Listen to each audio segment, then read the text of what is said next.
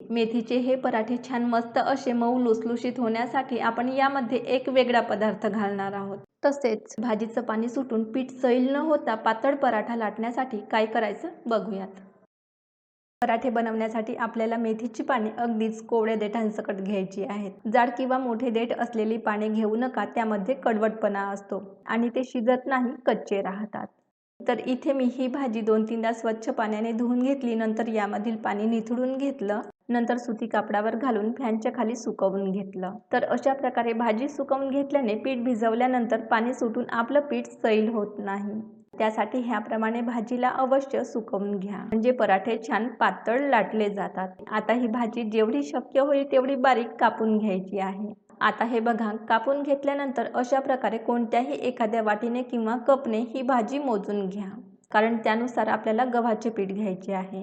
तर हे बघा, 1 कप पूर्णपणे आणि ह्या दुसऱ्या कपामध्ये भाजी थोडी कमी भरली। आता ही भाजी परतून घ्यायची आहे।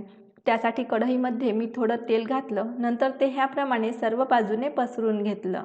तेल ह्याप्रमाणे केल्यास भाजी तळाशी चिकटत नाही। आता गॅस चालू करून हाय फ्लेमवर तेल छान गरम करून घ्यायचं आहे। नंतर यामध्ये भाजी घालायची आणि थोडं मीठ घाला। आता यामध्ये ह्याप्रमाणे थोडं मीठ घातल्याने भाजीमध्ये कडूपणा जाणवत नाही आणि भाजीचा हिरवा रंग टिकून राहतो, ती काळी पडत नाही।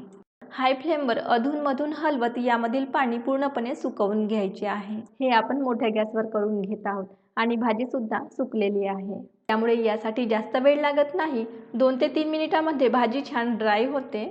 तसं पाहिलं तर मेथीचे पराठे भाजी न शिजवता डायरेक्ट पिठात मिसळून केले जातात, परंतु ह्याप्रमाणे शिजवून घेतल्यास पराठ्यांना छान स्मोकी फ्लेवर येतो। भाजी शिजली जाते आणि त्यामुळे पराठा खाताना कच्ची लागत नाही आणि खूप महत्त्वाचं म्हणजे यामुळे पराठे जास्त दिवस टिकतात। तर हे बघा, भाजीमधील पूर्ण पाणी आटवून घेतलं। आता हे कढईमध्येच थंड करून घेऊयात। तर हे होत आहे तोपर्यंत एका भांड्यात मी गव्हाचं पीठ घातलं। जेवढी भाजी तेवढंच गव्हाचं पीठ मोजून घाला। 1 कप पूर्ण भरून आणि हे बघा, दुसऱ्या कपामध्ये पीठ थोडं कमी घेतलं। 2 चमचे भरून बेसन घातलं। बेसनामुळे पराठ्यांना छान खुसखुशीतपणा येतो आणि ते छान खमंग खरपूस लागतात। 3 हिरव्या मिरच्या आणि थोडं आलं खलबत्त्यामध्ये कुटून घातलं। अर्धा चमचा जिरेपूड, पाव चमचा हिंग आणि हे बघा, पाव चमच्यापेक्षा थोडं कमी तिखट घातलं। मिरची सुद्धा घातली आहे, म्हणून त्यानुसार तिखट कमी जास्त करून घाला। रंग येण्यासाठी हळद आणि चवीपुरतं मीठ घातलं। भाजीमध्ये सुद्धा मीठ घातलं होतं, म्हणून तो अंदाज लक्षात घेऊनच आता मीठ घाला। पाऊण चमचा क्रश केलेली कसुरी मेथी घालत आहे। तुमच्याकडे कसुरी मेथी असेल तर अवश्य घाला, फ्लेवर खूप छान येतो। 1 चमचा भरून पांढरे तीळ घातले। पाऊण चमचा ओवा कुस्करून घातलं। छान बारीक कापून थोडं कोथिंबीर घातलं। आता हे छान मिक्स करून घेऊयात। मेथीची भाजी घातली। आता हे बघा, यामध्ये मी 3 चमचे भरून दुधाची साय घालत आहे।